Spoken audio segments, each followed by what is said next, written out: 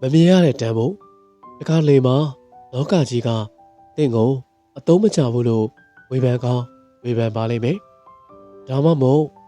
ဘေးပတ်ဝန်းကျင်နဲ့ရှင်လိုက်ရင်ကိုတိမ်ငယ်စိတ်တွေဝင်နေမိလား။တကယ်တော့ကျယ်တွေဟာနေ့ဘက်မှာမမြင်ရပေမဲ့ပျောက်ကွယ်သွားတာမဟုတ်ပါဘူး။သူတို့လင်းလဲဖို့အတွက်ရဆိုတဲ့အချိန်ကိုစောင့်နေကြတာပါ။တင့်မှာလည်းသူများနဲ့မတူတဲ့တန်ဖိုးတွေသူများတွေမလုပ်နိုင်တဲ့အရေးချင်းတွေရှိပါတယ်ဗျာအဲ့ဒါတွေကိုရှားသူတွေရဲ့အမြင်မှာလိုက်ရှာမနေပါနဲ့သင်ရဲ့ရင်ဘတ်ထဲမှာပဲပြန်ရှာကြည့်လိုက်ပါလူတစ်ယောက်ရဲ့တန်ဖိုးဆိုတာသူများတွေပေးတဲ့အမှတ်ပေါ်မှာမူတည်တာမဟုတ်ပါဘူးကိုဘယ်လောက်ထိရိုးသားလဲဘယ်လောက်ထိကြက်ခံလဲဆိုတာအပေါ်မှာပဲမူတည်တာပါ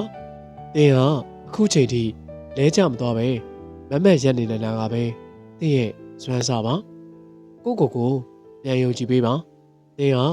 အစားထိုးလို့မရတဲ့ထူးခြားတဲ့လူတစ်ယောက်ပါလောကကြီးကသင်ကိုအတိမတ်မပြုပေးရင်တော့သင်ကိုယ်တိုင်ကတော့သင်ကိုအမြဲတမ်းလက်ခုပ်တီးအားပေးနေဖို့လိုပါတယ်သင်ရဲ့ယုံကြည်မှုကသာသင်ဘဝကိုအလင်းအောင်ပေးနိုင်ပါပါဗျာ